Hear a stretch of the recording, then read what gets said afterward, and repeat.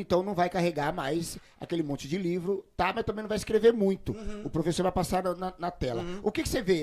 Eu tô tocando esse política, mas depois vamos passar para outro tema, hein? Vamos falar de educação. Esse secretário de Educação, Renato Feder, é o mesmo que quebrou a educação do Estado do Paraná. Mas isso já estava escrito. Isso já estava escrito que esse cara... Sem falar que ele baixou o aplicativo dos alunos, professores, sem autorização. Viu, vou falar uma coisa para vocês. Infelizmente, quando a gente vota, eu quero dizer para você que está em casa, eu gostaria de pedir aqui a atenção de cada um de vocês, para vocês que estão em casa, que o voto não é uma brincadeira. O voto não é uma coisa que eu chego lá e deposito um voto de protesto, ou é um voto de ódio. Eu não gosto do Adrian, eu vou eleger qualquer um contra o Adrian. Existe um projeto, existem pessoas envolvidas nisso, e são 4 anos de boleto que cada um de nós temos que pagar, gostando ou não. Nós escolhemos um governador, nós não, porque eu não votei no governador Tarcísio de Freitas, mas o povo de São Paulo, a grande maioria, escolheu o Tarcísio, mas todo mundo já sabia o que vinha no pacote do Tarcísio. Pessoas que não têm nenhum apreço pela educação. Ah, mas no tempo do Alckmin o pessoal tinha muito mais do que o Renato Feder. Nós tínhamos grandes nomes que foram secretários de educação. Nós temos o Gabriel Chalita, temos o Hubert Alqueires, temos tantos outros nomes. João Cury, que foi um grande secretário de educação, que foi secretário no governo Alckmin, no governo Márcio França. Com todas as mazelas possíveis, acho que nunca a educação, no ponto de vista de infraestrutura, recebeu tanto investimento como no tempo do Roscielli. Temos as nossas divergências, temos, mas eu acho que a gente tem que ter a divergência. O que eu não posso chegar é o cara olhar para sua cara e falar assim, se você não gostou, o problema é seu, eu vou fazer. Um estilo ditatorial. Eu acho que a educação, você tem que ter a democracia de você ouvir o professor, ouvir o agente de educação, ouvir o inspetor, ouvir todo mundo. E o que hoje é o perfil do secretário de Educação de São Paulo infelizmente, não é escutar, tá querendo aí digitalizar tudo, a gente não sabe a preço do que, inclusive dizem que uma das empresas dele é beneficiada sobre esse projeto. Entrou em cima, né? Exatamente, é uma dos beneficiados sobre esse novo modelo de gestão. Não queria receber. Nós somos um país, uma federação. A educação, mesmo o livro que vem para cá, para São Paulo, o maior estado do país, do ponto de vista populacional, do ponto de vista de PIB, do ponto de vista de população, o mesmo livro que vem aqui vai para Alagoas, vai para Sergipe, vai para o Acre. E o que acontece? Por que São Paulo não pode receber o livro do MEC? Mas você acha que isso é ideologia?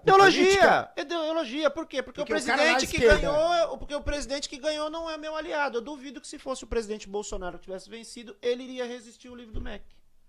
Então é questão ideológica. Uma pena, mais uma vez eu volto para você que está em casa. O seu voto ele tem responsabilidade e consequência. Porque quando você vota numa pessoa, você não vota numa pessoa, você vota num pacote. E você tem que muitas vezes olhar quem é esse pacote. Você compromete a saúde, você compromete a educação, você compromete a infraestrutura. Você que está em casa sabe muito bem do que eu estou falando, dos desafios da nossa cidade que a gente tem hoje.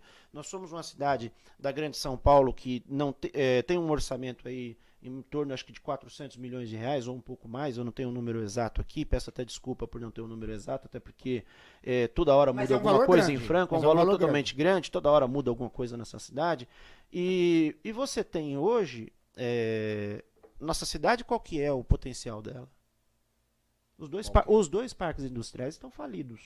Onde seriam esses dois parques? Os dois parques existem. É ali perto do Bombeiro, indo por Bombeiro que conhece o sentido Mariporã, e o outro sentido é o Jardim Luciana. Os dois estão falidos. Entendeu? Que sentido você fala falido? Falido porque as empresas que estão lá, a grande maioria quebrou e quem tá de pé lá está sobrevivendo sobre a misericórdia divina.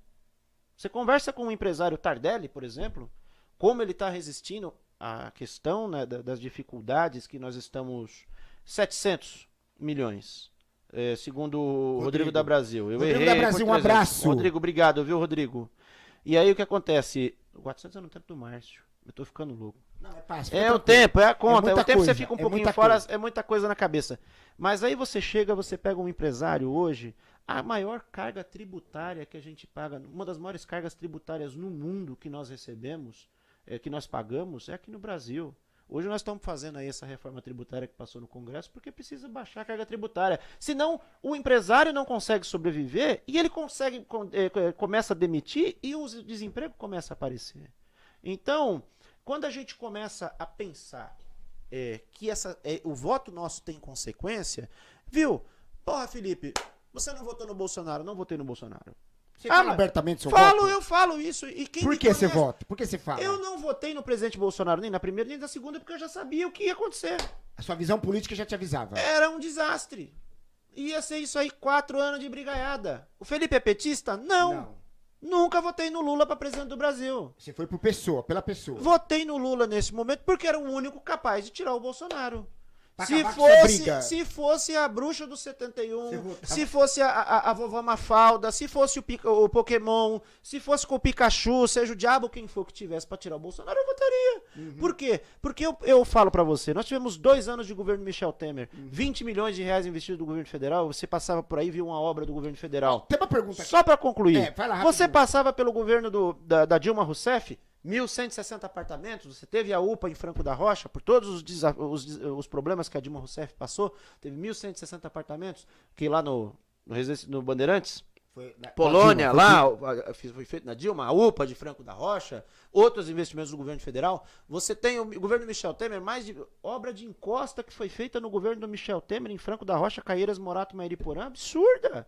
O presidente Michel Temer, que a gente conversava com ele no corredor, liberava o dinheiro para as prefeituras fazer. Eu digo isso porque eu tenho papel que prova Você foi uma que das eu foi pedi atrás. pro presidente da República, eu não era vereador, eu não era ninguém, eu ia lá e falava, presidente, pelo amor de Deus, lembra de Franco da Rocha.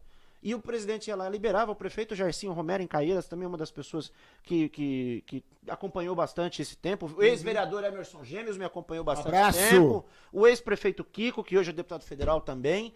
Aí, quando você entra governo Bolsonaro, 2019, ele ganhou a eleição prometendo uma série de reformas, certo? Ele passou a eleição, e eu vou falar pra você, mesmo não tendo votado no Bolsonaro no primeiro mandato, eu achava que ele ia ser o cara peitudo porque ele ganhou contra o sistema. Então vamos fazer o seguinte, o cara vai chegar lá, vai fazer reforma tributária, vai fazer reforma política, 40 partidos. Não existe, em qualquer lugar do mundo não existe você ter 40 partidos políticos, não tem 40 ideologias para você defender. O partido hoje você tem 40 partidos, tem partido que você monta aí, guarda numa gaveta para você negociar na semana da eleição, para quem vai apoiar por tempo de rádio, por tempo de rádio ou por tempo de TV. E ou por fundo partidário é um absurdo. Deixa eu só fazer aqui, porque é do tempo mesmo. Eu sei que você vai continuar. Tem a pergunta do Marcos Ferraz, que ele disse que como você avalia... Você tá vendo as perguntas aqui? Não, que já passou. Sim. Onde você avalia o governo aqui municipal do Nivaldo? Tem o Erickson Tadeu que ele falou como que a reforma tributária vai reduzir, alguma coisa assim que ele quis dizer. E o Alexandre Garra tá falando. Não faz sentido. Você falou quase agora que não... para não votar pensando no ódio e votou no Lula com ódio do Bolsonaro ou não tem nada a ver? Vou responder primeiro do Bolsonaro. Eu votei no Lula para tirar o Bolsonaro, não foi por ódio, foi para tirar um incompetente. Entendeu? Que deixou não só Franco da Rocha, porque eu sou um cara bastante barrista, ô Garra. Talvez você trabalhe muito na internet e vive na internet e você não conhece os corredores de Brasília, você não conheça os ministérios, como funciona. E eu faço questão de responder a você porque eu acho legal pessoas que ficam na internet falando muito e produz pouco. Então eu tô querendo falar para você, e eu gosto de dar recado direto, dizer para você que 4 anos de Bolsonaro, eu desafio você a mostrar uma pedra de paralelepípedo colocada por esse homem. Nós tivemos uma tragédia no governo do Bolsonaro, aqui no Jardim dos Reis, na rua São Carlos, onde eu passei 7 dias da minha vida ajudando na questão da colaboração de arrecadação de donativos. Outras pessoas foram lá resgatar. 18 pessoas morreram, Garra. Sabe o que o presidente Bolsonaro fez? Gastou 1.475.000 para andar de helicóptero sobre Franco da Rocha e Francisco Morato, para pousar em Francisco Morato e dizer que a culpa das pessoas que morreram era delas mesmo porque escolheram onde morar.